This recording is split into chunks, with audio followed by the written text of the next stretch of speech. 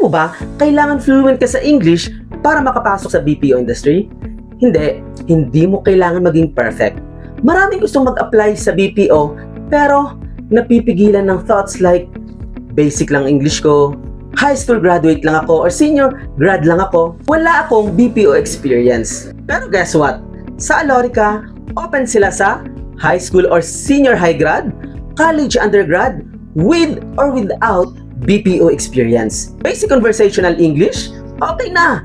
May training naman. Hindi ka nila pababayaan. May voice at non-voice accounts, paid training, around 18 to 28K salary package, depende sa account, 20% night differential, paid leaves, 13th month pay, at may complete government benefits pa.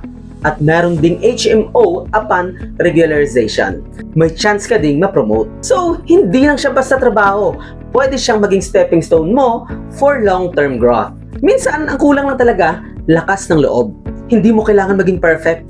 Kailangan mo lang magsimula. If interested ka mag-apply at maging part ni Alorica, check mo yung link sa description or sa comment section ng video na to para makita mo kung anong site ang pinakamalapit sa'yo at makapag-apply ka na agad on-site at pwede rin namang virtual application via Zoom. So click the link now to apply today and get hired today.